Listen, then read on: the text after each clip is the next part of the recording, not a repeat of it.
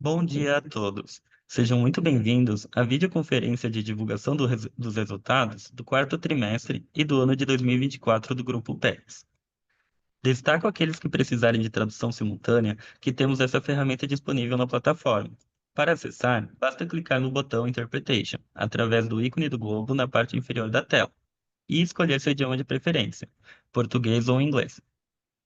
Para aqueles ouvindo a videoconferência em inglês, há a opção de mutar o áudio original em português, clicando em Mute Original Audio. Ao final da apresentação da companhia, daremos início à sessão de perguntas e respostas.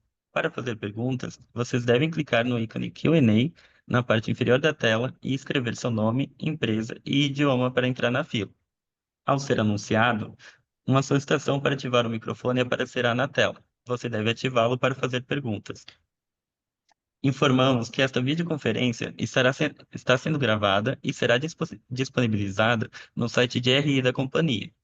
Hoje, contamos com a presença dos executivos da companhia: Sérgio Zimmermann, presidente, e Aline Pena, vice-presidente financeira de Relações com Investidores, ESG e Novos Negócios. Agora passo a palavra ao senhor Sérgio Zimmermann. A cada um de vocês, muito obrigado pelo tempo. É, esse trimestre, antes de entrar propriamente no conteúdo, é salientar que esse é um trimestre típico daquela manchete feia com conteúdo bom. A manchete, evidentemente, não ajuda muito, e infelizmente talvez muita gente só bata o olho na manchete, que é a manchete, Pets reverte lucro e tem prejuízo de tantos milhões. Ocorre que, felizmente, esse tipo de situação ela é meramente contábil, e como a gente vai poder explicar ao longo dessa apresentação. Os indicadores operacionais e os resultados operacionais foram extremamente sólidos, consistentes e deixando claro a sequência de recuperação que nós já indicamos no início do segundo semestre, por ocasião da divulgação do terceiro TRI. O quarto TRI confirma o que nós estamos dizendo. Podemos ir para a próxima. Aqui, exatamente na linha que eu estou dizendo, com um pouco mais de dados, veja que, fazendo uma retrospectiva do ano de 2024, nós tínhamos um primeiro trimestre bastante desafiador, a gente preocupado com baixíssimo crescimento, com uma margem bruta que havia dado menos 0,9 pontos contra o ano anterior, com um canal físico caindo 6,1%, quer dizer, tinha vários indicadores que preocupavam. No segundo trimestre, embora ainda a gente tivesse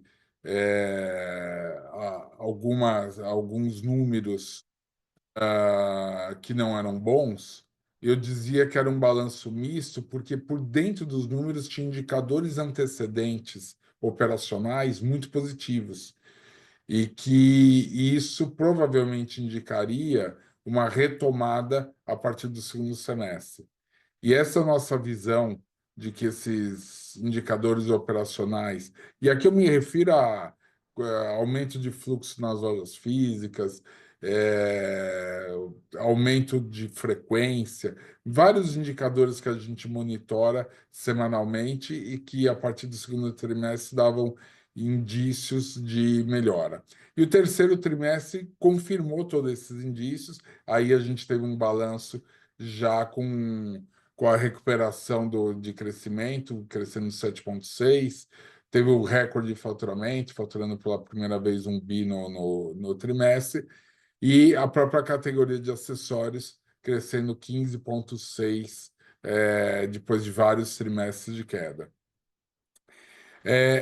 Quando a gente vem o quarto trimestre agora, como eu disse, é o trimestre da consolidação dessa recuperação.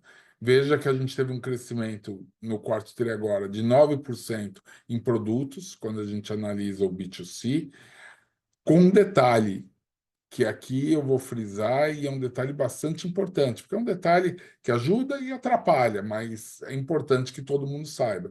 A inflação interna da Pets durante o ano de 24 foi uma deflação de 0,8%. Ou seja, se o IPCA médio foi 4, 5%, a gente foi a 0,8 negativo. O que significa que todos os crescimentos de semi-store, de crescimento geral que vocês enxergam, é crescimento real. Na verdade, a grosso modo, deveria ser, inclusive, acrescido de 0,8, já que teve um efeito de deflação. Isso explica porque os indicadores operacionais, volume de vendas, quantidade de clientes, frequência, são bem melhores que os indicadores financeiros. Porque a deflação, por um lado, faz com que o crescimento tome bases reais, por outro lado, naturalmente pressiona os resultados, porque várias despesas são corrigidas pela inflação, notadamente salários e aluguel, e quando você não está tendo inflação nos produtos que você vende, você precisa vender mais quantidade para obter o mesmo tipo de resultado financeiro. Aqui também o quarto trimestre foi marcado por lançamento de produtos mais acessíveis, o que se configurou numa estratégia extremamente bem sucedida.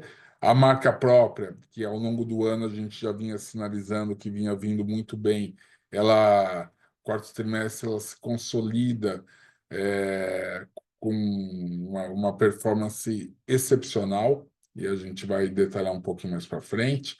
Também houve o lançamento de uma gamificação é, com absoluto sucesso. Na verdade, foi a continuação, o lançamento foi no terceiro TRI, o quarto TRI foi a continuação dessa gamificação. Isso deu um foco muito grande em todas as lojas físicas de vendas, o que resultou, inclusive, num crescimento excepcional do canal físico de 11,4%. Veja que um crescimento de 11,4%, aqui voltando a falar que a deflação foi 0,8%, a gente está dizendo de um crescimento real de mais de 12%. É um crescimento extremamente robusto nas lojas físicas, indicando mais fluxo, junto com maior frequência de clientes. Claramente são esses dois componentes que fazem com que o físico suba nessa proporção. E a margem bruta também, com recuperação de 0,7 pontos percentuais ano contra ano. Pode seguir.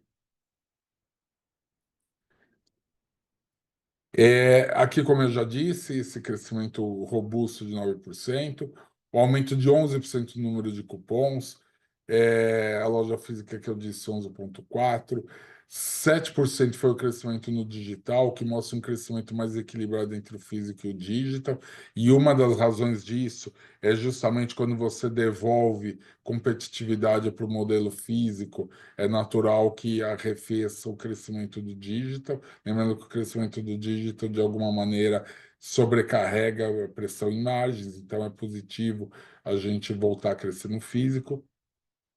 Um crescimento muito forte na base de assinantes, foram 21% ano contra ano, atingindo 538 mil assinantes, né? A gamificação que eu disse, que foi um absoluto sucesso, que já está se repetindo agora no primeiro trimestre, no formato de Copa, no segundo trimestre vai ter a segunda edição do campeonato. Isso realmente é uma prática de gamificação de vendas que veio num momento muito positivo e que ajuda a retomar todo esse movimento da loja física. Lembrando que o cliente omnicanal consome 2,5 vezes mais do que um cliente de apenas um canal, de um cliente monocanal, e basicamente aqui também dizendo que o primeiro trimestre de 25 ele mantém toda essa sequência, sobretudo de indicadores operacionais, também mantém essa tendência de não ter inflação, o que representa desafios na gestão de custos. Pode seguir. Aqui, mais uma vez, a gente bate recorde de faturamento. O faturamento bruto atingiu 1,1 bi pela primeira vez, é um recorde trimestral. Same-store sales de 5,1%. Lembrando de novo, 5,1 com uma deflação de 0,8. Isso é crescimento real de same-store sales. A margem bruta de 39,5, uma recuperação de 0,7. O crescimento do lucro bruto foi de 9,2 ano contra ano.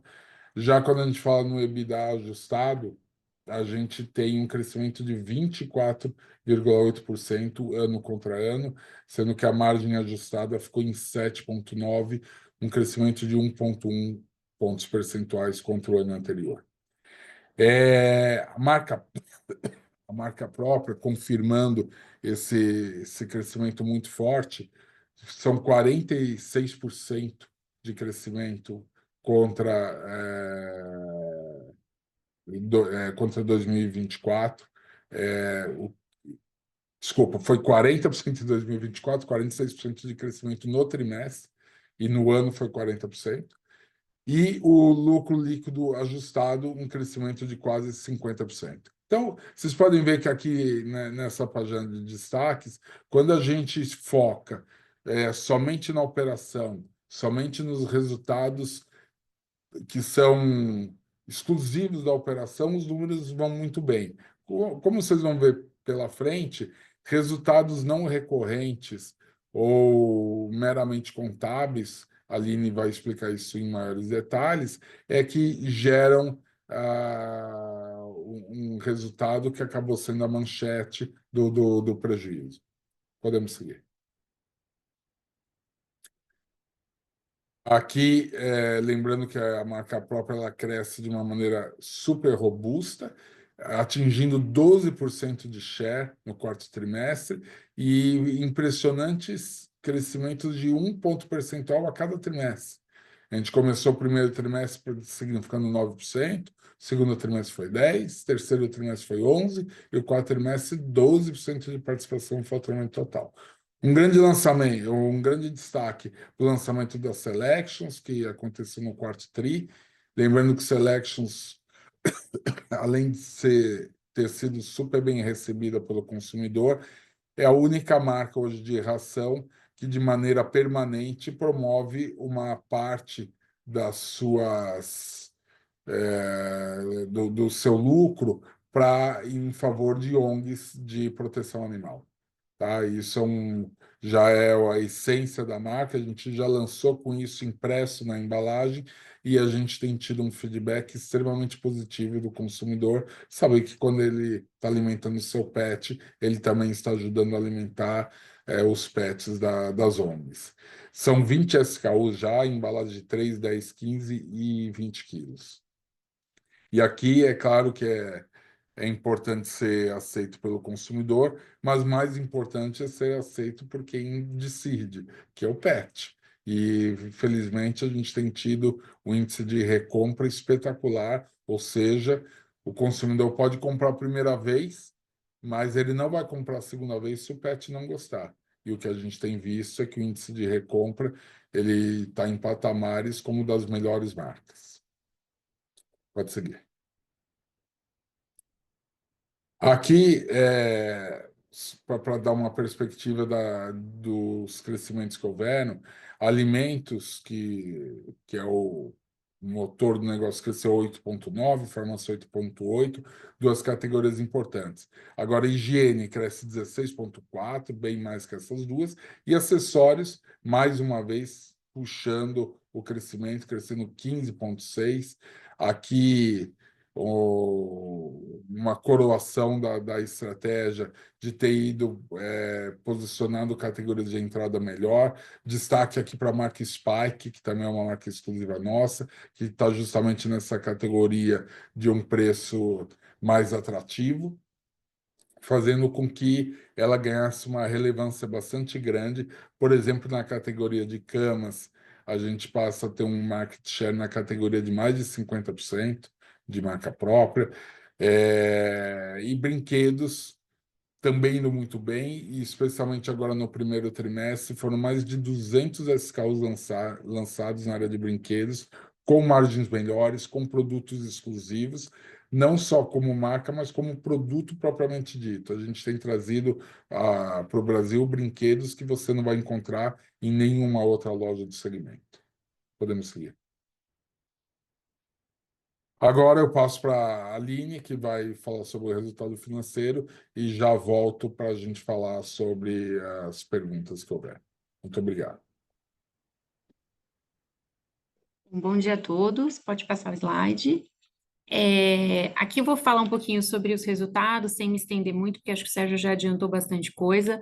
Basicamente, né, a gente teve uma receita recorde nesse período, 1,1 bi, a gente apresentou um crescimento de 7,4 do faturamento total, mas é importante aqui fazer alguns highlights, né? O primeiro, o crescimento da unidade B2C, né? Ou seja, tudo que é marca Pets, ou vendido pelas lojas da Pets, tudo que é direto ao consumidor final. A gente cresceu 9%, no B2B a gente teve uma performance também prejudicada por uma base de comparação bastante difícil do ano anterior. Como o Sérgio falou, o canal físico, né, a gente trabalhou muito em questão de competitividade, né, em questão de cash margin, teve a gamificação nas lojas físicas que levaram os atendentes a serem muito mais dinâmicos e não perderem venda, e isso trouxe uma recuperação do canal muito importante, 11,4 sobre uma base de comparação de -2 no ano anterior, né, e consequentemente, o digital, né, nesse mix acabou crescendo um pouco menos, acabou crescendo 6,4, mas lembrando, sobre uma base de comparação de 19% de crescimento. O nosso same-store sales, eu vou mostrar um gráfico a seguir, também teve uma belíssima aceleração para 5,1%, então ultrapassando aí a inflação do país. E um outro dado positivo que a gente teve em termos de faturamento foi a área de serviços, né, tanto de banho e tosa quanto de veterinário, que cresceu 14%, aí com muita melhoria em termos de produtividade e volume. Do ponto de vista de lucro bruto, né, a gente teve uma margem bruta relativamente alta, 39,5%, né, um acréscimo de 0,7 ano contra ano. E aí, acho que aqui, quando a gente fala de ser mais assertivo comercialmente, de aumentar a participação do canal físico, né, de ter mais marca própria, tudo isso, de alguma maneira, contribui para esse resultado tão positivo de margem bruta, né? Então, como o Sérgio mostrou, o primeiro semestre a gente ainda teve pressões de margem bruta, e tanto no terceiro TRI quanto no quarto TRI a gente conseguiu ter uma recuperação desses níveis, tá?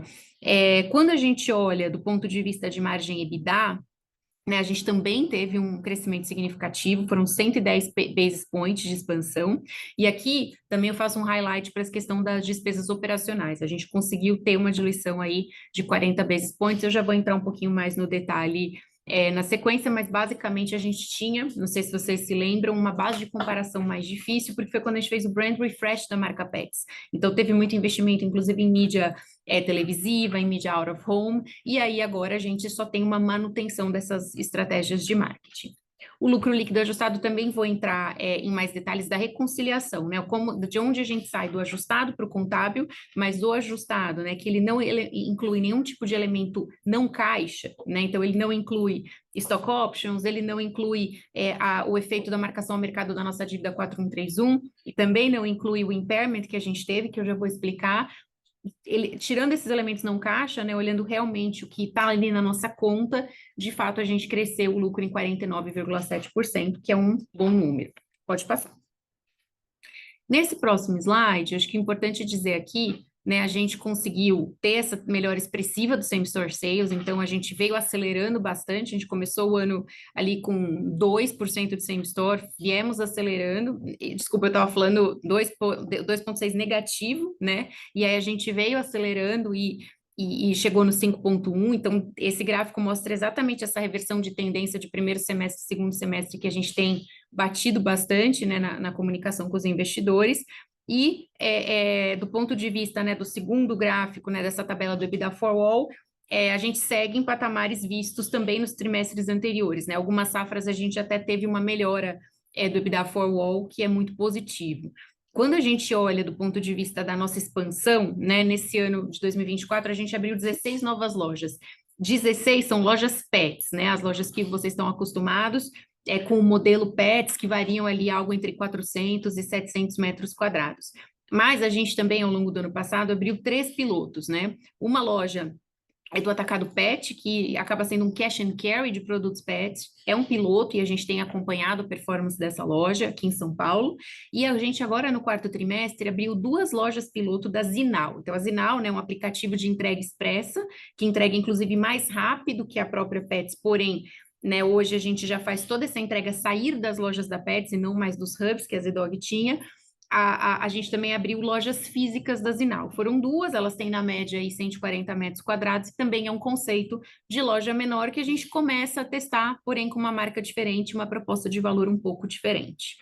Acho que cabe lembrar também, né? A gente abriu uma loja em São Paulo e a outra em Minas Gerais, a gente está testando os mercados, a gente ainda não opera lojas desse tamanho, então é importante a gente testar.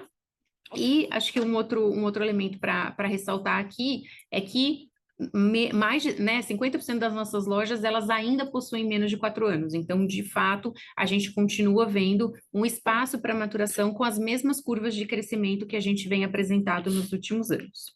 Pode passar. Aqui na margem bruta, então, já mencionei um pouquinho no primeiro slide, a gente teve um ótimo resultado, 39,5, 70 bips de expansão frente ao ano anterior, e, né, se eu pudesse elencar, né, os 3, 4 principais elementos desse 0,7, sem dúvida nenhuma retomada do canal físico, né, porque o canal físico tem um efeito mix importante. Eu tenho mais descontos no canal digital, eu tenho mais assinantes no canal digital, eu vendo mais ração no canal digital, então automaticamente quando o meu físico recupera, a minha margem recupera. A gente também teve, como o Sérgio mencionou, uma performance muito positiva de marcas próprias no período. Se eu comparo a penetração de marcas próprias, a gente bateu 12% agora no final do ano, e esse número era mais próximo de 10, 9 há um ano atrás. Então, sem dúvida nenhuma, as marcas próprias ajudaram também nessa composição de marca, né, de margem bruta. E a gente também teve uma oferta de produtos mais acessíveis em algumas categorias, muitas delas de acessórios, né? E são categorias que consigo trazem margens maiores. Então, grosso modo, eu diria que esses são os principais pontos associados a essa melhoria de margem.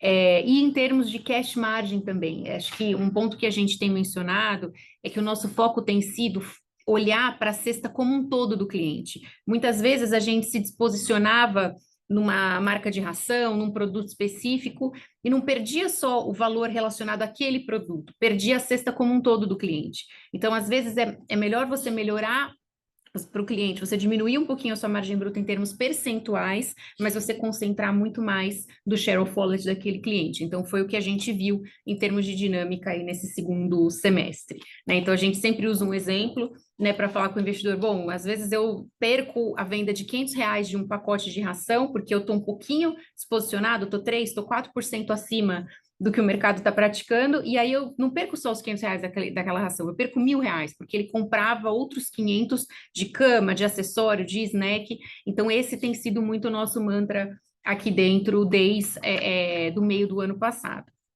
Podemos passar para a despesa? Acho que aqui de despesa, a gente, claro, tem essa questão de que marketing foi uma despesa muito significativa no ano passado e a gente não precisou ter, porque a gente não fez novos lançamentos, novos brand refreshes, então isso de fato aliviou a nossa despesa, né? A gente teve sim, com essa questão de ter mais volume, de estar vendendo produtos mais acessíveis. Claro que a gente traz um pouco mais de carga para o nosso CD, para a nossa logística, e isso trouxe ali uma certa pressão de despesa, mas que a gente conseguiu offsetar com outros elementos, um deles o marketing. Acho que um outro ponto também que nos ajudou bastante é a questão das outras despesas. Como a gente abriu menos loja, a gente também teve muito menos despesa pré-operacional, né? Então, um valor aqui que caiu 26% no ano contra ano. Então, acho que, grosso modo, esses são os principais highlights e, como o Sérgio também falou, acho que o nosso grande desafio para o ano de 2025 é equilibrar essas despesas, né, aluguel, custo de pessoal, que são despesas muito significativas para a nossa rede de lojas, com uma inflação PET, né, inflação média do que a gente vende ponderado, que está ali no 0 a 0, né, as minhas despesas continuam crescendo mais em linha com o IPCA, né, o aluguel, o dissídio, tudo cresce mais ali na casa do 4%, do 5%. Então, a gente vê como muito importante ter um certo carrego de preço que venha também da indústria para que a gente seja capaz de repassar e também ter uma alavancagem operacional um pouquinho maior aqui em 2025. Pode passar. E aqui eu queria entrar num tema, né, em dois temas que são relevantes, como o Sérgio abriu o call, falou assim, olha, né, não é a melhor manchete, mas quando a gente olha o interior do resultado, ele é muito positivo, né, com expansão de EBITDA de 25%, expansão de lucro de 50%. Por que que a manchete é um prejuízo de 43 milhões, então, né? Tem dois elementos. Ambos os elementos são totalmente não caixa, totalmente contábeis, eles não têm um efeito necessariamente prático no nosso resultado, na nossa conta corrente. O impairment a gente fez em duas empresas que nós adquirimos em 2021, a Cão Cidadão e a Zidog. Qual foi o valor total deste impairment? Foi de 55 milhões, isso seria um efeito em termos de EBITDA, e em termos de lucro líquido, como eu tenho tax shield de 34%, eu tenho um impacto de 36 milhões. Por que que a gente fez o impairment dessas empresas, tá? Cão Cidadão, a gente fez um impairment quase que total do que a gente tinha bucado à época da aquisição. E por que isso aconteceu? Porque nas nossas estimativas lá no momento da transação em 2021, elas incluíam desenvolvimento de serviços adicionais, como hotel doméstico, pet sitter, dog walker, que a gente acabou não priorizando, não desenvolvendo junto aos fundadores da Cão Cidadão. E isso trouxe, né, uma diferença significativa nas projeções futuras, a gente fez a baixa contábil. No caso do Zidog, é um pouco diferente, a gente faz esses testes anualmente, essa é a primeira vez que a gente faz algum tipo de impairment. E por que que a gente está fazendo esse impairment justamente agora que a operação da Zidog saiu do prejuízo que ela apresentou nos primeiros 2 anos, que ela está super positiva, com EBITDA muito alto, porque ela está totalmente integrada dentro da estrutura de despesas da Petz. Isso acontece porque houve uma mudança na taxa de desconto do país, né? As empresas de auditoria que nos apoiam nesses testes, elas têm ali um lock que elas usam para fazer o desconto das projeções futuras que nós fornecemos, né? Que são a melhor estimativa sobre o quanto essas empresas vão gerar de benefício futuro para a companhia. Quando você muda o OC, porque a própria taxa do país de juros aumenta, você tem um ajuste. Então, acho que aqui a mensagem que eu queria passar é: o ajuste que a gente fez pela Zidog não foi em nenhum momento por uma revisão de projeções para baixo, e sim pela elevação da taxa de desconto do país. Se não houvesse esse aumento de taxa de desconto, a gente teria um valor positivo aqui para a Zidog, esse impairment não precisaria ter sido feito. A mensagem que também é importante passar aqui é que nada muda em termos de aproveitamento de ágio fiscal, tá? A gente tem ainda aproximadamente 45 milhões a valor presente da aquisição dessas empresas, que continua podendo ser utilizado, tá? Então, é uma questão contábil, né, que a gente precisa fazer e estamos dando toda a transparência aqui. Do ponto de vista da dívida 4131, enfim, é uma dívida que a gente tem desde o segundo trimestre de 2023, então a gente já fala sobre ela há um tempo. Acho que a diferença é que neste trimestre especificamente, a gente teve uma variação da taxa de câmbio, né, do dólar, muito significativa.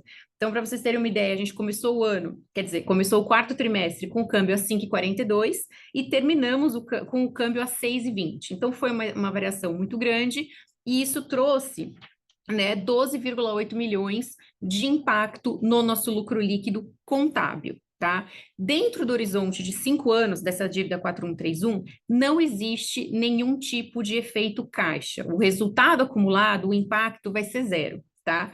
E o que é importante dizer? Agora, no primeiro trimestre, o efeito vai ser o oposto, né? Porque a gente começou o ano com 6,20 e a gente já está muito mais próximo de 5,70, 5,60. Então, muito provavelmente, claro que depende da taxa que a gente fechar março, muito provavelmente a gente vai ter isso para o bem, né? Para o lado positivo. E a gente vai ajustar da mesma maneira, para o bem e para o mal, tá? Pode passar. Aqui, nesse slide, a gente faz a reconciliação, né? Então, da manchete negativa dos 43 milhões de prejuízo contábil, como que a gente compõe até chegar no 22,4 milhões, que é o número que nós consideramos gerencialmente, internamente, para a gestão da companhia, que é o que reflete a realidade operacional dela, né?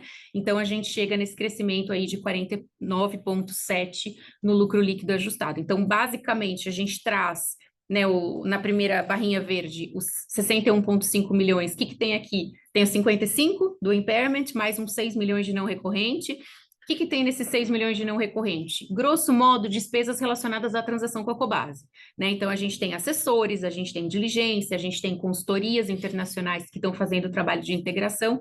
Então, basicamente, esses 6 milhões de não recorrentes se referem ao deal, mais os 55 do impairment.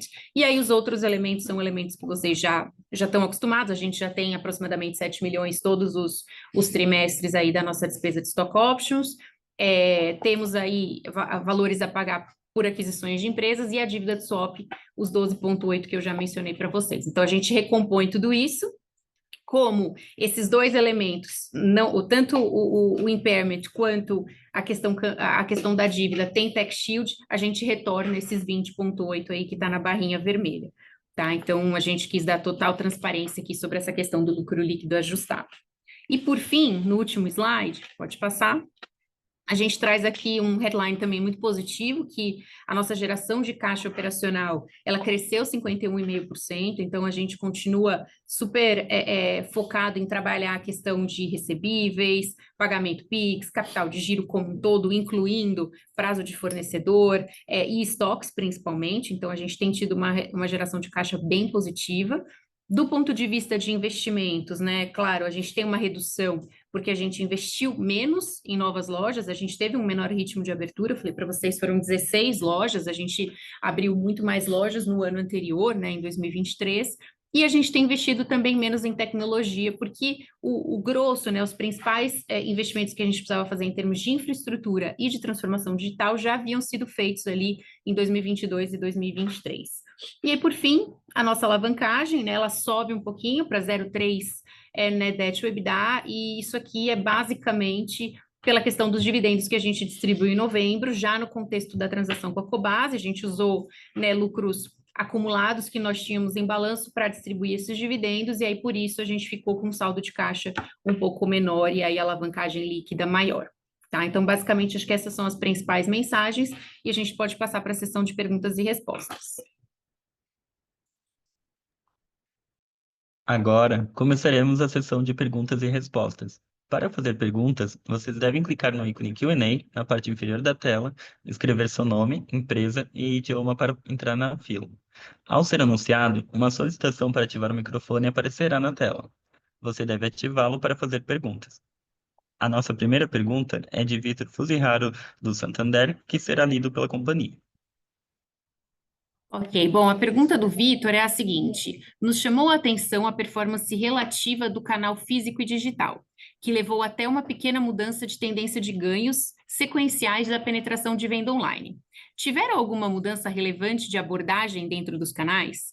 Ainda no ângulo de canais, no release vocês destacam as pautas de eficiência e gestão de políticas comerciais como drivers de expansão, mas poderiam comentar sobre como tem evoluído a margem pelos diferentes canais? Bom, vamos lá. Obrigado, Vitor, pela questão. Houve sim, já no terceiro trimestre a gente começou, no quarto trimestre estava mais full, um aumento de competitividade das lojas físicas. Esse aumento de competitividade se traduz por, por uma série de iniciativas. Um sortimento mais adequado, um pricing mais competitivo e a gamificação, que também ajudou a impulsionar bastante. Então, esse tripé, ele explica bastante da recuperação do físico. E a recuperação no físico, ela conversa com o arrefecimento do online, porque muitas vezes o cliente, ao perceber uma diferença muito grande no online, ele está no mundo físico lá, mas ele fala, pô, vou comprar no online, está melhor. Quando isso deixa de ser claro, ele pode manter a compra no físico como ele vinha fazendo. Então, a gente está bastante feliz de ter retomado o rumo do crescimento das lojas físicas. Quanto a margens por canal, o que eu posso te dizer é que existe uma convergência entre a rentabilidade do canal online e o físico, muitas vezes isso significando que a gente tenta subir por eficiência alguma coisa na margem do online e às vezes diminuindo alguma coisa na margem do físico, no sentido de aumentar a competitividade. Então, a margem do físico continua superior à do online, isoladamente, mas elas, na linha do tempo, elas vêm convergindo.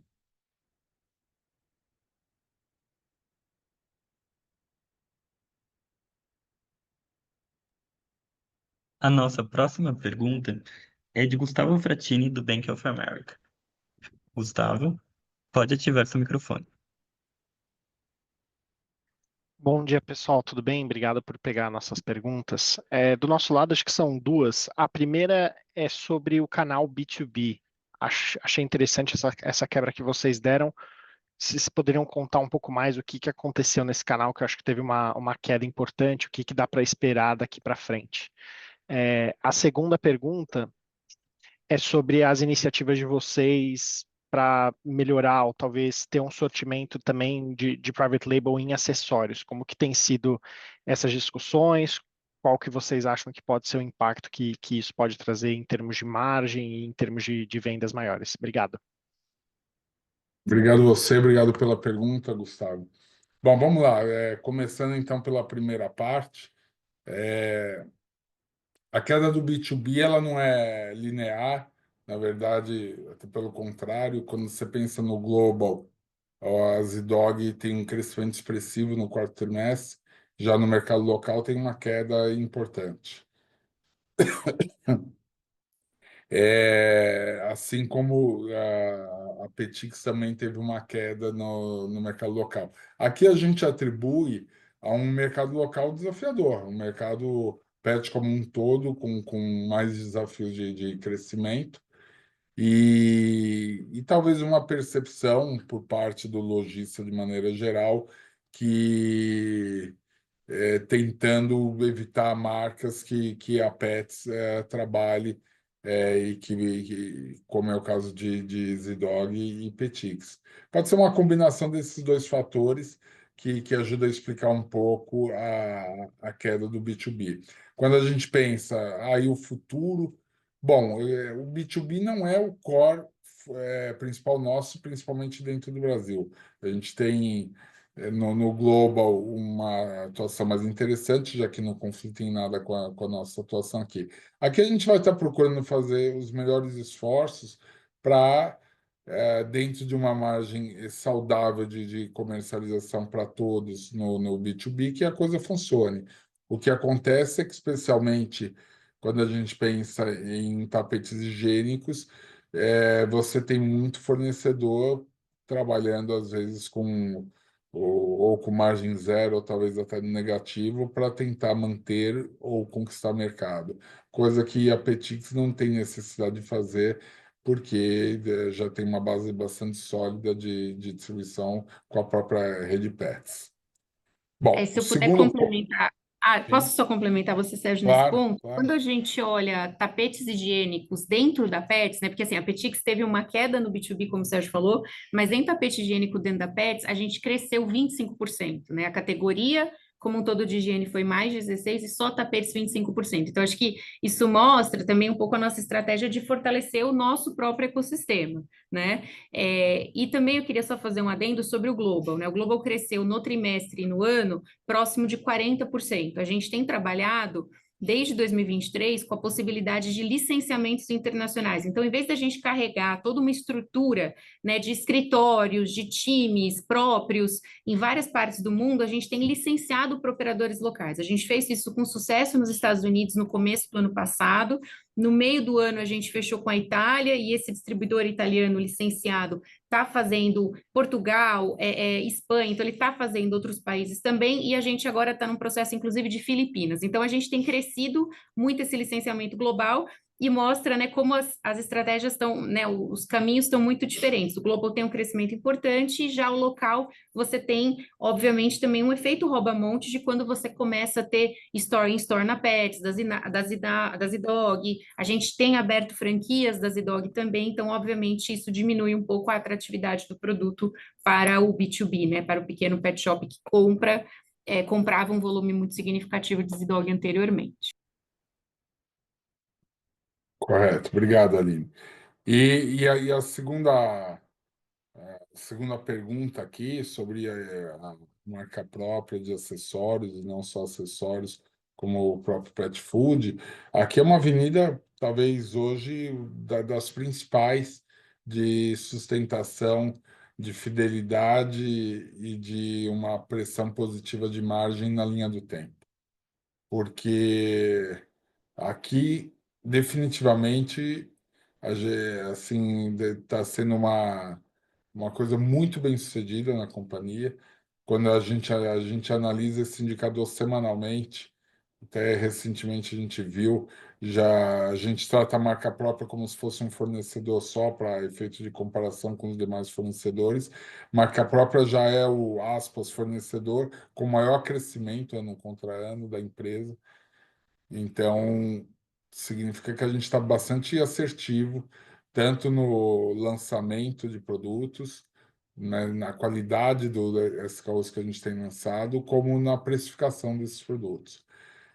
A margem, ela ainda não é a full que a gente espera para a marca própria, porque marca própria tem essa característica de, num primeiro momento, você ter algum aumento de margem, mas o que de fato vai te dar margens substancialmente maiores é a linha do tempo, já que quando você consolida volumes mais expressivos, você tem condições de negociação seguramente melhores com a indústria.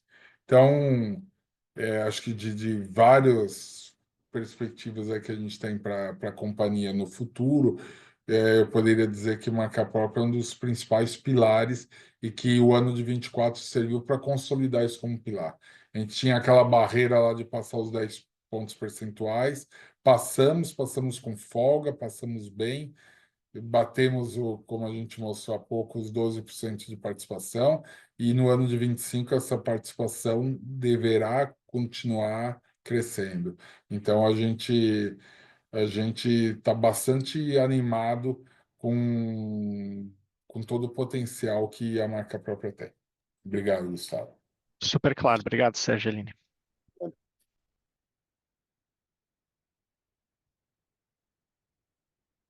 A nossa próxima pergunta é de Larissa Sumer, da XP.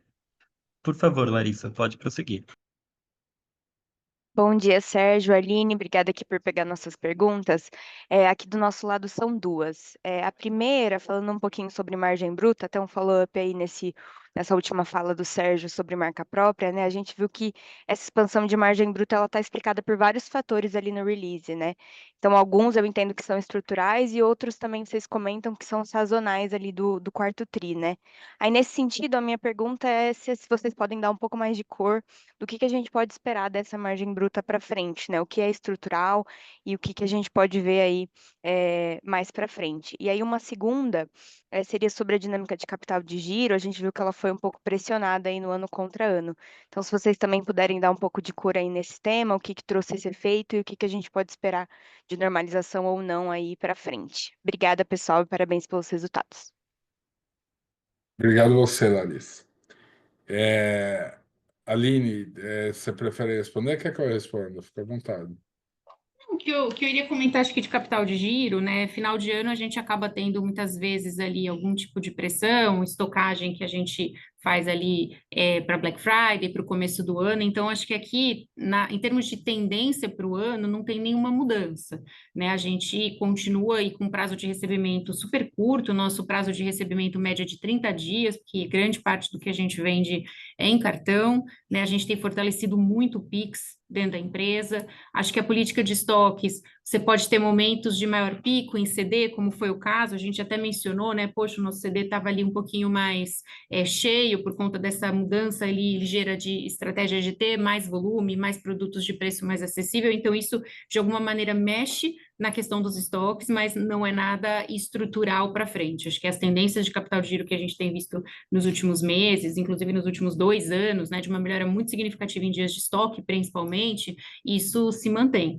a gente continua também homologando aqueles créditos, né, que ficavam acumulados no nosso balanço. Então, a gente tem tido também uma boa velocidade de aproveitamento desses créditos. Então, eu diria que aqui não tem nenhum tipo de mudança estrutural no capital de giro, a não ser alguns picos que acabam acontecendo pela operação mesmo, e teve esse caso do CD um pouquinho mais pressionado aí com os estoques. E do ponto de vista de margem bruta, claro que sazonalmente a margem do quarto tri ela acaba sendo mais alta, né? Mas eu te diria que quando a gente olha para frente, né, a gente não tem muitos motivos para imaginar porque essa margem deveria estar pressionada. Claro que, enfim, acho que depende também da concorrência, de como o mercado vai se comportar daqui para frente, se vamos ter algum tipo de repasse de preço por parte dos nossos fornecedores ou não. Por enquanto, a gente tem visto pouca atividade nesse sentido, mas acho que a ideia é ter uma estabilidade de margens aí nos próximos meses. É o que a gente tem visto, né, agora nos últimos meses. Claro, o trimestre ainda não fechou, mas a gente está pensando, né, numa estabilidade, porque muitas dessas tendências, né, a marca própria, o mix do canal físico continuar crescendo bem, isso permanece no primeiro tri, deve permanecer no segundo trimestre também. Acho que, do ponto de vista de crescimento de vendas, né, a gente ouve muita gente de outros setores do varejo falando, poxa, dezembro foi mais fraco, janeiro foi mais fraco. No nosso caso, a gente tem visto uma continuidade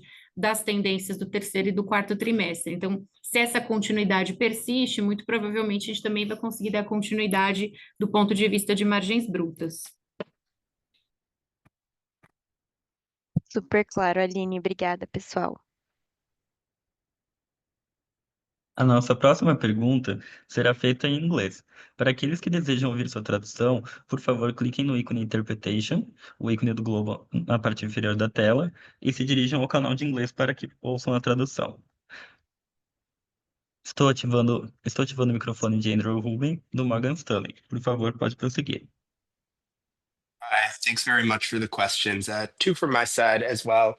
First, could you talk about the perspective for store openings in the year ahead? And I'm curious how your opening plan balances cyclical factors, high interest rates, versus how you're thinking about the opening potential longer term. And then second, you mentioned the inflation. I'm curious if you could just break down if there were any differences, the inflation trends for your food versus non-food categories. Thank you.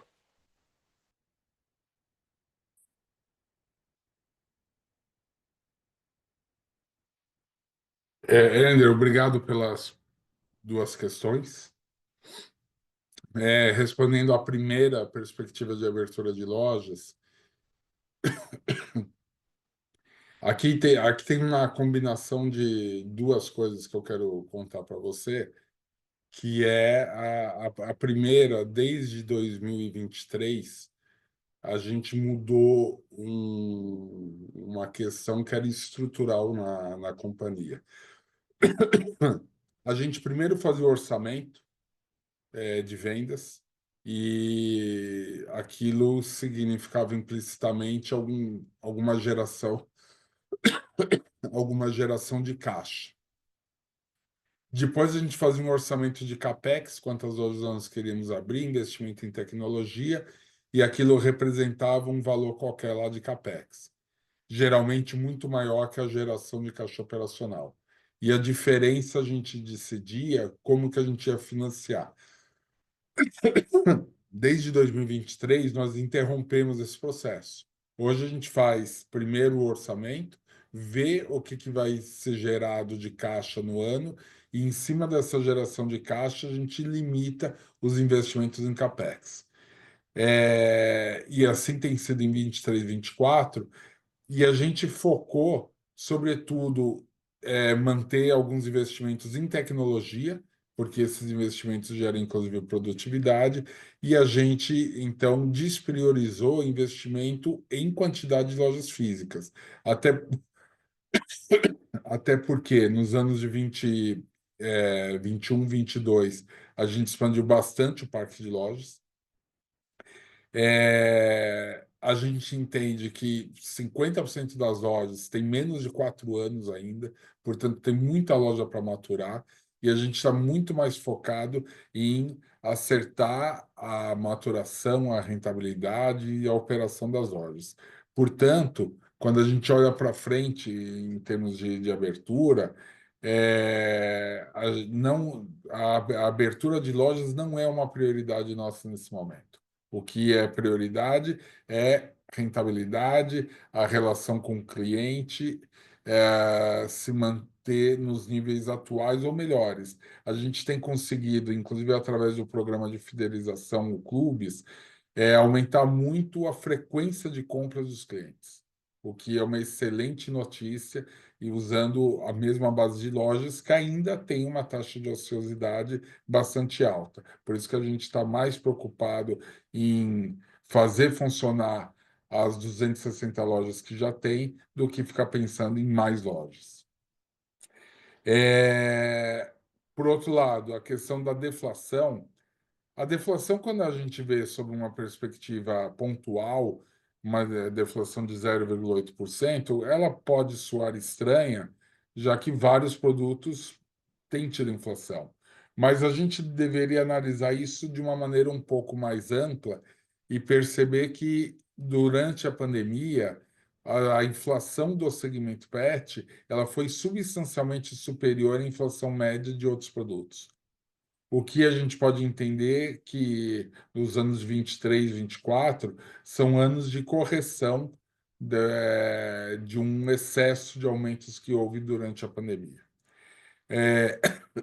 Se a gente olha de 25 para frente, a gente esperava que no início do ano já começasse a haver alguns reajustes de preço. Ainda não houveram.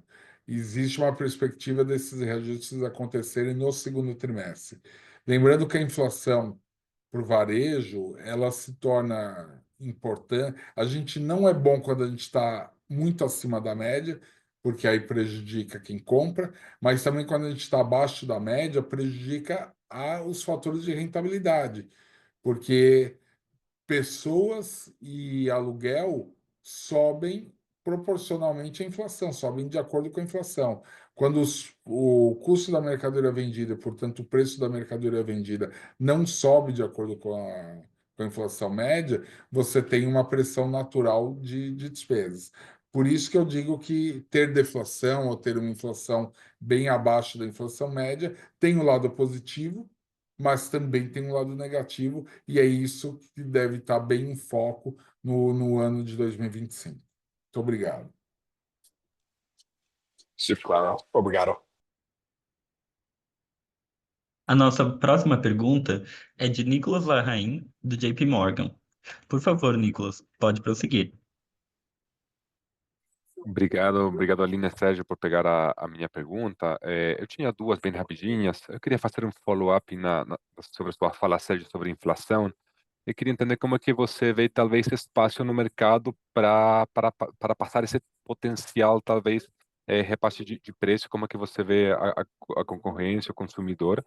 E minha segunda dúvida tinha que ver um pouco com a despesa, Aline. Acho que aí no release vocês comentaram um pouquinho de reversão de PLR. Queria entender se esse impacto foi significativo ou não. Qualquer coisa que você pudesse dar seria bem legal. Obrigado. Obrigado você, Nicolas. Aline, fica à vontade para responder. Sim, do ponto de vista da reversão de PLR, a gente teve aproximadamente 6 milhões de reais, Nico, tá? De reversão, porque de fato a gente tinha como orçamento para o período do ano como um todo um crescimento maior e uma margem maior. Como o primeiro semestre, né? Na verdade, o que a gente planejava é que a gente ia ter um segundo semestre no ano inteiro, né? Então, como a gente não teve atingimento desses resultados, a gente reverteu, sim, um pedaço do nosso PPR. E aí, outra pergunta sobre o repasse, Sérgio, essa você responde? Eu falo, bom, o repasse, a gente praticamente há 2 anos sem ter correção de preços, vai provocando o fenômeno que as pessoas, na média, estão tendo correção dos seus ganhos. O que equivale a dizer que alguma coisa de aumento, eu diria num patamar entre 5 a 10% de reajuste em vários produtos, eles seriam plenamente absorvidos pelo mercado sem nenhuma preocupação. Beleza, super claro. Obrigado, gente. Valeu, Nicolas. A nossa próxima pergunta é de Irma Sgarz, do Goldman Sachs. Por favor, Irma, pode prosseguir. Olá, boa tarde. Eu só queria entrar talvez um pouquinho mais nos detalhes daquela dinâmica dos dois canais de online e offline e pensar um pouco juntos como que vocês veem o nível de concorrência no online e o nível de incentivo se nessa melhora da performance do offline, se vocês sentem que vocês potencialmente perderam um pouco de mercado no online. Sei que talvez não seja uma venda tão rentável, mas eu queria só entender como que vocês enxergam a dinâmica do mercado ou, como todo, se vocês sentem que o consumidor não só no negócio de vocês, da Pets, mas também no mercado como um todo, tá talvez voltando mais para o canal offline, ou se as tendências que a gente estava vendo no passado se mantêm. E a outra pergunta se puderem talvez só desenhar um pouco como que a gente deveria pensar sobre a linha de G&A. Eu sei que teve alguns impactos que acho que vocês falaram que são mais temporários por causa dos estoques em produtos acessíveis que vocês fizeram, mas queria entender como que a gente deveria pensar sobre essa linha agora no primeiro tri e também nos próximos tris. Obrigada. Obrigado você, Irma, pelas perguntas. Vamos lá. Primeiro, falando da concorrência online e offline. A... Na verdade, assim, a concorrência do online não houve nenhum ajuste no sentido de ter tornado a gente menos competitivo. Até pelo contrário, cada vez mais a gente tem procurado ser bastante competitivo no online e a gente mede também pelo churn de assinantes, de clientes que não são assinantes no virtual, e a gente até no quarto trimestre chegou a bater recorde de menor índice de churn de assinantes. Então, dito isso, a gente não vê nenhuma preocupação estrutural na concorrência do online. A gente vê os marketplaces, as demais plataformas estáveis, a gente também concorrendo de uma maneira equilibrada com todos. Então, aqui não há mudança. Onde houve foi no mundo físico. No mundo físico, sim, que a gente, por vezes, estava perdendo competitividade, seja por falta de produto adequado, seja por falta de uma precificação adequada, seja por falta de incentivos à equipe, que foi justamente a gamificação. Então, essas iniciativas que nós tomamos no mundo físico devolveu mais competitividade para o físico, sem mexer na competitividade do online. Como eu disse, qualquer coisa que aconteceu nos últimos meses no online foi sempre no sentido de estar com a competitividade em dia, né? Ela é absolutamente competitiva com qualquer outra plataforma que venda online. Mas o que a grande transformação é no físico. Bom, e por que que isso mexe no online? Porque porque tem uma parcela de clientes que às vezes estão lá no mundo físico e, ao perceber falta de competitividade do mundo físico, acabam comprando pelo online. Elas poderiam comprar no físico, mas aí elas percebem claramente que é melhor comprar no online. E aí elas deixam de efetuar a compra no físico, mesmo tendo ido à loja. Então, eu acho que é aí que a gente mexeu um pouco nessa conta de crescimento. A gente imagina que esse patamar que nós situamos online de 40% a 45% de participação talvez seja um patamar de equilíbrio do que será o online como perspectiva para frente, né? A gente vinha vindo trimestre após trimestre com crescimentos sequenciais de share do online e acho que agora a gente entra num período de uma certa estabilização dessa participação. Quanto ao DNA, eu acho que haveria espaço para ter uma diluição mais significativa aqui, não fosse esse efeito da deflação. porque veja que é complexo. Você tem, sobretudo nos custos de G&A, um impacto full da inflação média do país, né? Tudo que está lá no G&A, praticamente você está corrigindo por inflação.